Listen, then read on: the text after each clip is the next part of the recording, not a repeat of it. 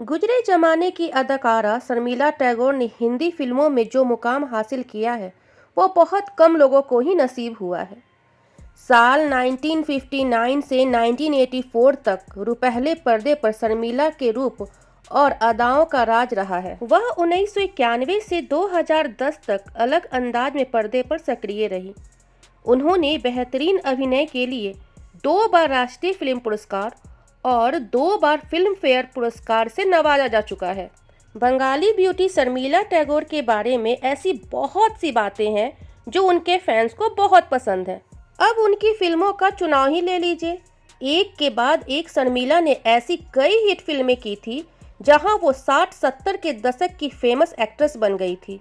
8 दिसंबर 1944 को पैदा हुई शर्मिला ने फिल्म इंडस्ट्री में अपनी अलग पहचान बनाई है और सिर्फ रीजनल सिनेमा से ही नहीं बल्कि मेन स्ट्रीम बॉलीवुड में भी फेमस हो गई हैं। शर्मिला टैगोर ने महज 13 साल की उम्र में ही एक्टिंग की दुनिया में कदम रखा था। उन्होंने सत्यजीत राय की फिल्म अपूर्व संसार से फिल्म इंडस्ट्री में कदम रखा था। अपनी पहली ही फिल्म से शर्मिला ने अपनी बेहतरीन अदाकारी से सभी का दिल जीत लिया था और बेहद कम उम्र में कामयाबी हासिल की, जिसके बाद उन्हें देवी, नायक, सीमाबद्ध जैसी फिल्मों में काम करने का मौका मिला। लोगों ने शर्मिला को काफ़ी पसंद किया। फिल्मों में उनकी डिमांड बढ़ने लगी। शर्मिला ने भी फैंस को अपनी फिल्म के जरिए कुछ नया परोसने की सोची। शर्मिला टैगोर ने अपनी फिल्म में काफ़ी बोल्ड सीन भी किए। शर्मिला टैगोर भारतीय अभिनेत्री थी जिन्होंने साल 1967 में आई फिल्म में बिकनी पहनी, जिसके बाद वह हिंदी सिनेमा में सेक्स सिंबल के रूप में भी जानी जाने लगी। इतना ही नहीं, उन्होंने पहली बार फैशन मैगजीन फिल्म फेयर के लिए बिकनी पोज भी दिया।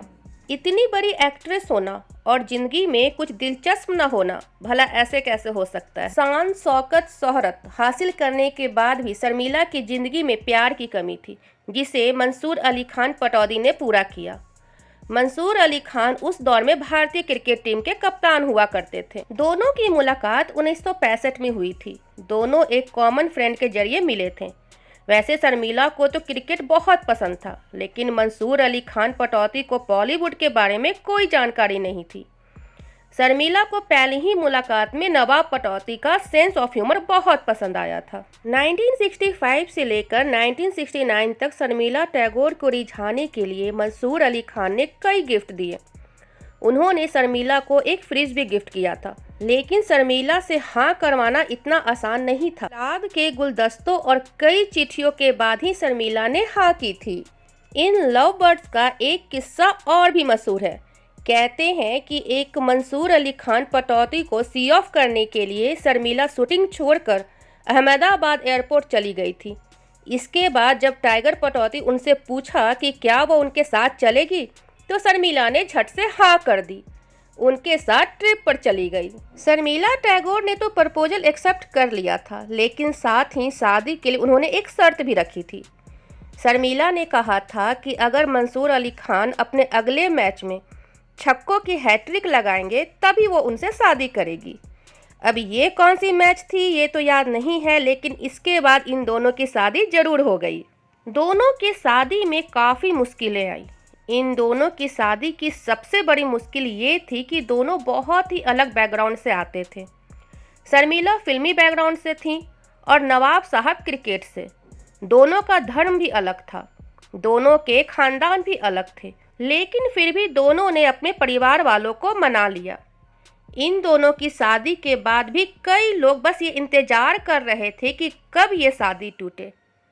शर्मिला ने नवाब से शादी करने के लिए अपना धर्म बदला था और आयशा बनी थी। शर्मिला के बारे में यह भी कहा जाता है कि शादी के बाद उन्होंने फिल्मों से दूरी कर लिया। उनकी शाही शादी में राष्ट्रपति डॉक्टर जाकिर हुसैन और इंदिरा गांधी जैसी हस्तियां भी शामिल हुई थी। विवाह के बाद शर्मिला ने इस्लाम कबूल कर लिया और वह अपना नाम आयशा सुल्तान रखी। 2011 में 70 साल की उम्र में पटौदी का निधन हो गया। उन्हें फेफड़ों में गंभीर बीमारी थी। शर्मिला टैगोर का कहना है कि वह अपनी स्वर्गीय पति क्रिकेटर मंसूर अली खान पटौदी की बायोपिक देखना पसंद करेंगी और इसमें वह रणवीर और आलिया को देखना चाहेंगी। उम्र के इस पड़ाव पर पहुंच चुकी शर्मिला आज भी उतनी ही खूबसूरत है जितनी वह उस जमाने में थी।